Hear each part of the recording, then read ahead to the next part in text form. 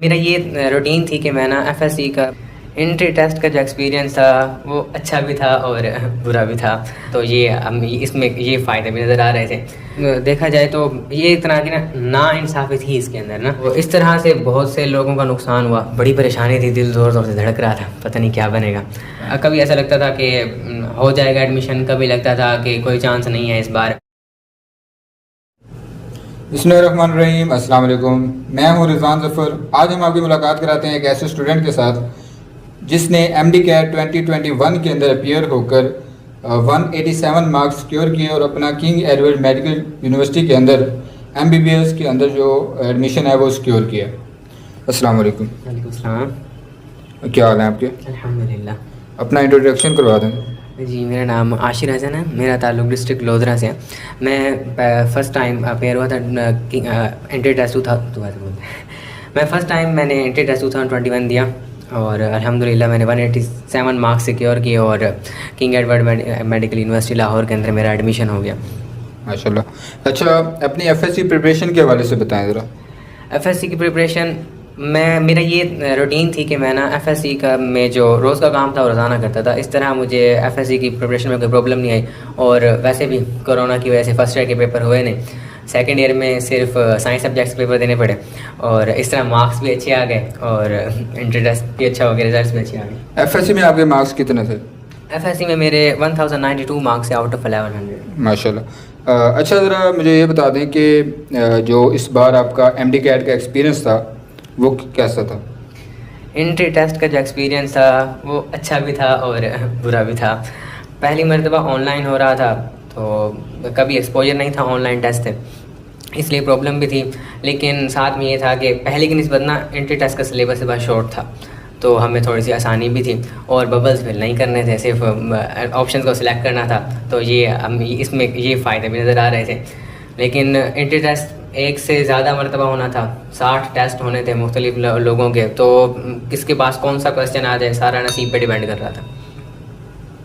तो ऑनलाइन था इस बार डेफिनेटली, जैसे कि आपको भी पता है कि काफ़ी चेंजेस पिछले सालों के अंदर हुई हैं MD कैट के अंदर। पहले तो UHS कंडक्ट करवाती थी और हर प्रोविंस का अपना होता था। इस बार पूरे पाकिस्तान के लेवल पे है, ठीक है, हुआ है 2021 पे में। और उसके अलावा ऑनलाइन सिस्टम होना, मल्टीपल टेस्ट होना, क्योंकि पहले एक ही दिन में एक टेस्ट हो जाया करता था, जिसका जो भी होता था सबके लिए एक ही क्वेश्चन पेपर है, ठीक है।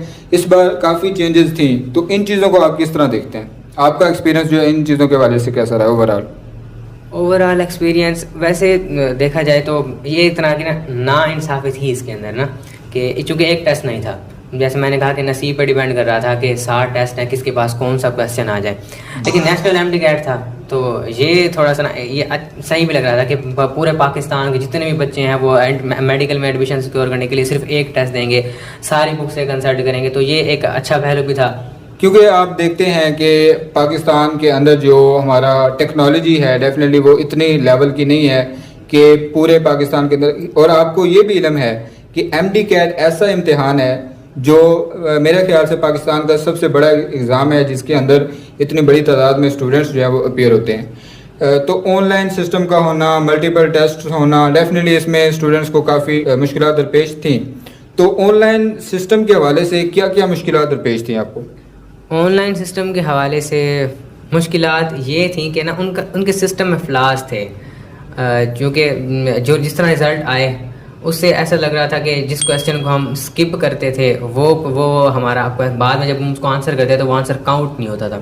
तो इस तरह से बहुत से लोगों का नुकसान हुआ और इस तरह से बाद लोगों का ये भी शिकायत की ना कि वो जिस ऑप्शन को सिलेक्ट करते थे वो सिलेक्ट नहीं हो पाता था बाज़ों बाद ने ये भी कंप्लेन की कि लाइट चली जाती थी। यूजली पहले क्या होता था, टाइम ड्यूरेशन में FSC के एग्ज़ाम्स के बाद तकरीबन 2.5 माह या 3 माह का अरसा जो है वो MD कैट की प्रिपरेशन के हवाले से मिल जाता था। इस बार स्टूडेंट्स को टाइम भी कम मिला है, तो उस कम टाइम में स्टूडेंट्स ने कैसे मैनेज किया है, आपने कैसे मैनेज किया है, ये ज़रा बता दें। जी, ये तो बहुत बड़ा चैलेंज था। हमारे सीनियर्स जितने भी थे उनको 2-2, 3-3 महीने मिलते थे एंट्री टेस्ट की तैयारी करने के लिए, बल्कि जो हमारे इमीडिएट सीनियर थे उनको तो 6 महीने मिले एंट्री टेस्ट की तैयारी करने के लिए और हमें सिर्फ 1 महीना। 28 जून को हम टेस्ट देकर फ्री हुए और सिर्फ 1 महीना था हमारे पास जुलाई का नहीं बल्कि 28 जुलाई को हम पेपर दे के फ्री हुए और हमारे पास सिर्फ 1 महीना था अगस्त का, और फिर सितंबर के अंदर हमारे इंट्री टेस्ट जो है वो स्टार्ट हो गया। इस बार जो टाइम मिला है वो कम मिला है स्टूडेंट्स को प्रिपरेशन के लिए, तो क्या उसमें कोई इफेक्ट हुआ एफएससी की प्रिपरेशन में? क्या आपने प्री क्लासेस स्टार्ट कर दी? क्योंकि कुछ इंस्टीट्यूट्स ने एफएससी की एग्ज़ाम्स में या उससे पहले ऑलरेडी क्लासेस स्टार्ट की हुई थी, तो इसने आपको अफेक्ट किया, किस हद तक किया? जी मैंने तो प्री क्लासेस नहीं ली। मैंने एफएससी के एग्ज़ाम देने के बाद इंट्रेंस की तैयारी शुरू की। तो मैंने पहले एफएससी की प्रिपरेशन अच्छी कर चुका था, इंस्टीट्यूट अच्छा था, टीचर्स अच्छे थे, कॉन्सेप्ट्स बिल्डअप हो चुके थे, तो ज़्यादा प्रॉब्लम नहीं आई बाद में तैयारी करने में। स्टूडेंट्स का ये भी एक बहुत बड़ा इशू रहा कि कुछ क्वेश्चन जो हैं वो आउट ऑफ सिलेबस हैं, तो क्या वाकई कुछ क्वेश्चंस आउट ऑफ सिलेबस थे और उन क्वेश्चंस ने आपको या ओवरऑल स्टूडेंट्स को कितना बॉदर किया? इस बार क्वेश्चन आउट ऑफ सिलेबस थे और काफ़ी सारे थे। 60 टेस्ट थे, क्वेश्चन जो हैं उनकी सिलेक्शन रैंडम थी, तो बाज़ बच्चों के पास बाज़ टेस्ट में आउट ऑफ सिलेबस क्वेश्चन थे वो ज़्यादा आए, बाज़ टेस्ट में कम आए। जिनके पास कम आए वो कम इफेक्ट हुए, जिनके पास ज़्यादा आए वो ज़्यादा इफेक्ट हुए। तो मेरा ये ज़ाती राय है कि आउट ऑफ सिलेबस क्वेश्चन ठीक है होने चाहिए, लेकिन ये जो इस तरह का ये था ना कि मल्टीपल टेस्ट वाला सिस्टम, इससे नाइंसाफ़ी वाला पहलू एक नज़र आता है। आउट ऑफ क्वेश्चंस इस तरह के, चूँकि आपको पता है पहले हर प्रोविंस अपना टेस्ट खुद लेता था। इस बार क्या हुआ, ओवरऑल जो है वो एक ही टेस्ट पूरे पाकिस्तान में कंडक्ट हुआ है, चाहे वो किसी भी प्रोविंस का हो। और चूँकि आप ये भी जानते हैं कि हर प्रोविंस का जो टेक्स्ट बुक वगैरह है, सिलेबस है, वो डेफिनेटली कुछ हद तक वेरी कर रहा होता है किसी न किसी लिहाज से। तो इस लिहाज से जो पंजाब प्रोविंस के स्टूडेंट्स के लिए आउट ऑफ क्वेश्चंस थे, यानी आउट ऑफ सिलेबस क्वेश्चंस थे, वो सिंध वालों के लिए नहीं थे। इसी तरह यानी इस लिहाज से थोड़ा था, लेकिन इस चीज़ ने आई थिंक थोड़ा बहुत इफेक्ट किया होगा स्टूडेंट्स को। शायद बीएमसी को चाहिए कि कोई ऐसा जनरलाइज सिलेबस दें कि वो तमाम स्टूडेंट्स के लिए ईजी हो उसको प्रिपेयर करना। कैट है, ये एक बहुत बड़ी हवा बना दी गई है डेफिनेटली। जो स्टूडेंट्स को लग रहा होता है कि एमडी कैट अगर हो गया तो ठीक है, अच्छा होगा, अदरवाइज पता नहीं हमारे साथ क्या होगा। पीयर प्रेशर भी होता है, फैमिली का प्रेशर भी होता है, रिलेटिव्स का प्रेशर भी होता है। तो क्या आप पर कोई इस तरह का प्रेशर था? प्रेशर तो होता है एंट्री टेस्ट में, तो प्रेशर बगैर प्रेशर के तो एंट्री टेस्ट होता ही नहीं है। देखिए बहुत कॉम्पिटिटिव एग्ज़ाम होता है, 3000 सीट्स होती हैं और 1.5 लाख बच्चे ये टेस्ट दे रहे होते हैं। इस कदर शदीद कंपटीशन में स्ट्रेस ना हो तो पॉसिबल ही नहीं है। क्या पीयर प्रेशर था आपके ऊपर?